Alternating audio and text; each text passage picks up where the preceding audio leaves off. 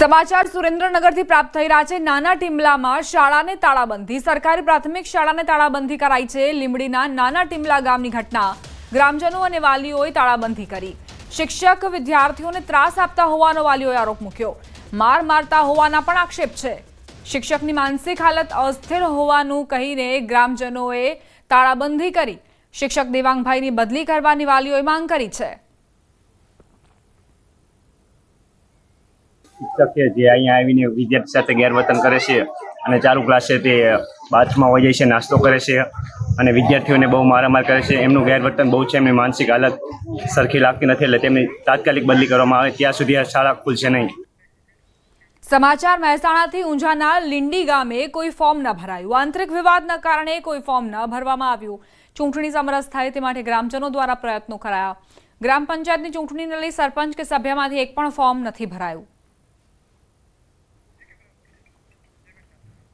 આંતરિક વિવાદના કારણે જ ગામમાં ફોર્મ ન ભરાયું હોવાની જાણકારી છે। ગ્રામજનોએ પ્રયાસો કર્યા હતા કે કોઈ પણ ફોર્મ ન ભરાય અને ચૂંટણી સમરસ થાય। આંતરિક વિવાદના કારણે કોઈ ફોર્મ નથી ભરાયું તેવી પણ જાણકારી છે।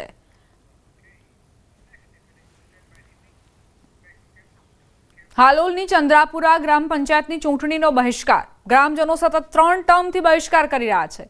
ગામમાં હાલની વસ્તી મુજબ બેઠકની ફાળવણી કરવામાં આવે તેવી સ્થાનિકોએ માંગ કરી। સ્થાનિકોના જણાવ્યા અનુસાર હાલ ગામમાં વસવાટ કરતા લોકોમાં સૌથી વધુ વસ્તી પટેલ સમાજની છે, જ્યારે મતદાર યાદીમાં સમાવિષ્ટ આદિજાતિ અનુસૂચિત સમાજમાંથી ખાસ કોઈ વસવાટ નથી કરતું।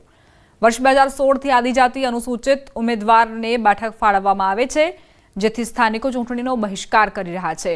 સરપંચની સામાન્ય ઉમેદવાર બેઠક માટે વારંવાર રજૂઆત બાદ પણ બદલાવ ન આવતા સ્થાનિકોમાં ભારોભાર રોષ નજરે પડ્યો।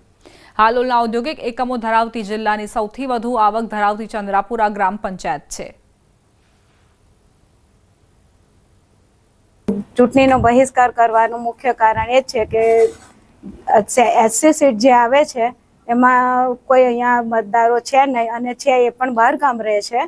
અને બીજું એવું કે સામાન્ય સીટ મળે તો અમે ગામ લોકો એકત્ર થઈ અને બધાને અમારું જેમ વાત હોય એ રજૂ કરી શકીએ। અને અત્યારે પછી અનુસૂચિત આદિજાતિ સ્ત્રીની બેઠક આવેલી છે। ગામમાં કોઈ વસ્તી છે નહીં, કોઈ મતદાર યાદીમાં કોઈ નામ નથી, છતાં પણ કોઈ ગામે રહેતા આદિવાસી છે નહીં, છતાં પણ આ બેઠક આવેલી છે, એટલે ગામ લોકોએ બહિષ્કાર કરેલો છે। આ લોકો સીટ આપે છે અમને એસટીની। હવે એસટીના 2 ઘર છે, એ લોકો તો બધા બહારના છે, આવે જાય એવું કરે, મહિનામાં 2-3 વાર આવે જાય। હવે કોઈ ફોર્મ ભરવા એસટીના લોકો રાજી નહીં, અને અહીં બધા છે પટેલોની વસ્તી। સરપંચ ના હોવાથી બહુ તકલીફ પડે ને, પાછું અમારે પટેલોમાં કઈ સીટ આપે તો સારું, સરપંચ બને।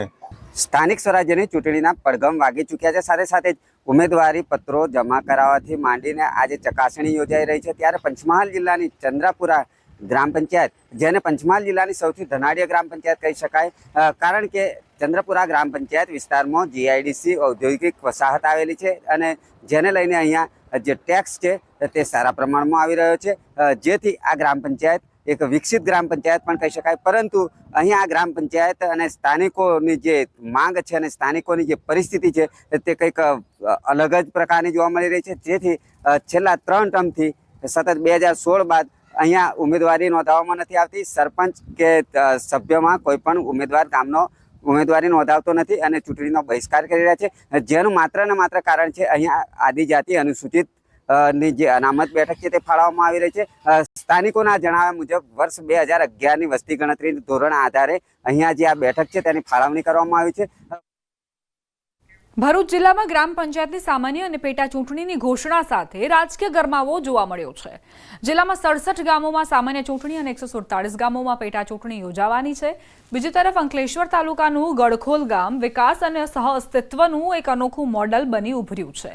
24 વોર્ડ અને 120 સોસાયટીઓ ધરાવતું આ ગામ વિવિધ ભાષા સંસ્કૃતિ ધરાવતી વસ્તી સાથે મિની ભારત તરીકે ઓળખાય છે।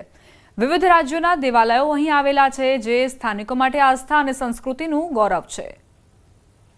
સુવિધાઓની દ્રષ્ટિએ જોઈએ તો લગભગ આરોગ્ય, શિક્ષણ અને જે કંઈ પણ નાની રસ્તા, રોડ રસ્તા, ડ્રેનેજ સિસ્ટમ એ તમામની અહીંયા વ્યવસ્થા થઈ, મતલબ સારી એવી વિકાસ થયો છે। અમારા ગામમાં 24 વોર્ડો છે અને 120 સોસાયટીઓ છે। એમાં તમામ પ્રકારની સુવિધાઓ મળે જ છે અને આગળ પણ અમે ગ્રામ પંચાયત આગળ પણ તમામ સુવિધાઓ ઉપલબ્ધ કરવા માટે સજ્જ છે. સુવિધામાં સાફ સફાઈ સારી ચાલે છે અને જે ગામના સભ્યો છે એ બધા સારો સહકાર આપે છે અને સાફ સફાઈ ડોર ટુ ડોર જે નગરપાલિકામાં ચાલે છે એવી રીતે ડોર ટુ ડોર અહીંયા કચરા કલેક્શન ચાલે છે. આ તરફ વાઘોડિયા તાલુકા